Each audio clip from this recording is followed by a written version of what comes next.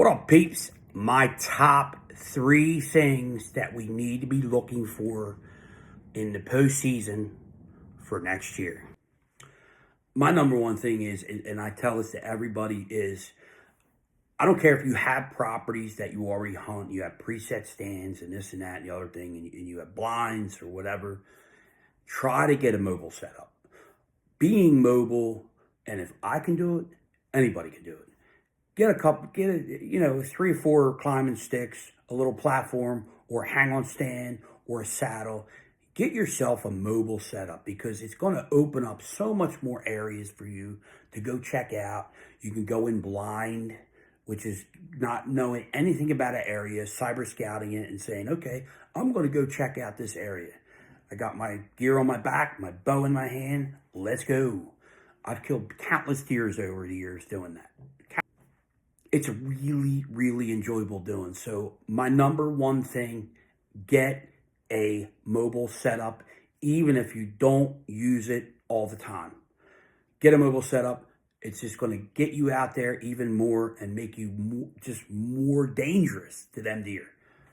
Second, you got to know where the buck's bedding. You got to know where all the deer are bedding, especially the bucks.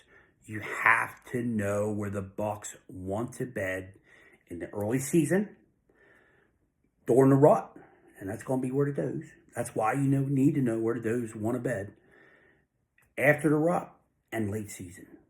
And especially, you want to know where the bucks feel safe when the hunters are in the woods and the pressure's on them. So important. An easy way to do this is walk the transition lines. Any kind of thick edge or a thick edge that gets thicker and thicker and thicker as you get deeper, that is where the money's at, man. Especially if there's a breakup along that transition, a little finger or a point where if you're in like open oaks and you get this real thick bowl or finger or even an island where a buck can get into that little thicket 5-10 yards within inside it and look out into that open area and watch and have that wind over his back. That is the money. So that's what you need to be looking for right now. And doe bedding. Doe bedding is going to be along thick edges, little islands in the woods, out in the Phragmite, and they're kind of everywhere. And especially if you're in the woods, they're going to use each other to watch each direction. They're going to bed in kind of a semicircle or even a circle and all around each other. Where the bucks are solitary, well, you'll have a buck over here, 60, 70 yards away, you'll have a buck over here, and they're very solitary animals. The does are going to bunch up together, bed together, and watch for safety. Remember these two things. Does don't care about the wind unless they want to get somewhere or they know some kind of danger is in that area and they're trying to search for it and locate it. Bucks live and survive by the wind everywhere. They just do. That's how they live. That's how they survive. So you need to remember that. Buck bedding, doe bedding. Find it. Now to add to that, you do need to know where the food sources are. When you're locating bedding, you need to find, and this is all seasonal because listen, the bucks are not going to be bedding in the same place they're bedding in August, September, and October. The cover's just not there. It's gone. So these bucks shift every few months, all the way up until January, February, when they're in the thickest, most nastiest places because they're pushed in there. That's the only places left with cover. So, you got to think of that, and you got to know where that food is in all these seasons. So you're not hunting the same bedding area and the same food source in September and October that you are hunting in January or December or even November. It changes that quick. Some of these food sources and bedding areas, they change overnight. You need to remember that. So that's why I'm saying to being mobile is so important in your success and consistency. Number 3, I myself, this is like, I know you need to know all the stuff that I listed already, but number 3 is so important.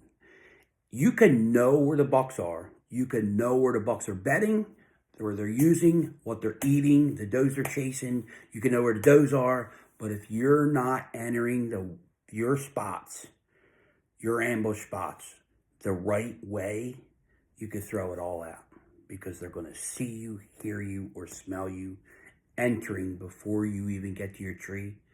The hunt's over.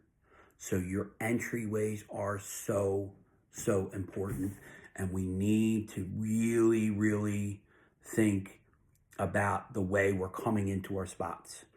Are the bucks watching us? This is where a lot of people have problems getting mature bucks. I hate that mature bucks saying. I mean, I know they're mature bucks, but more educated public land bucks or educated on private land bucks. More educated deer are going to watch open areas, watch certain food sources for danger. They just, this is how they do it. It's just what they do. So this is why a lot of guys on bait piles start, as the season goes on, they start having problems seeing bucks, even younger bucks, because the bucks are not bedding that far away from it, and they're probably watching that food source or bait pile or whatever the hell else, the feeder, whatever else you're doing with that. And the way you're coming in every single time to that stand, the deer are patterning you, and they're seeing you come or hearing you come, hearing you climb up in that stand or seeing you climb up in that stand. So my point is, your entryways to your spots are, to me, trump everything.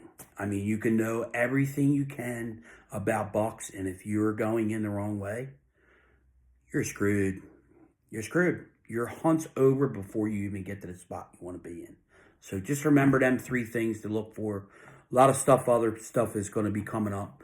Hopefully we keep TikTok. We got a couple days left, so let's see what happens, man. So get out in the woods. If your hunting season is over, I would start scouting. I got to wait till February because I don't like to go out because I know there's, I don't like to go out and get by guys that are still hunting and all. And I know some of my areas in New Jersey, there's heavy baiting around here. So I don't want to walk by a guy's stand and then have him go in there that night, and I've been in there scouting the whole damn piece, and it's kind of all buggered up. So I wait till February to get out there. So if your season's over, get the hell out in the woods. Let's go. Peace.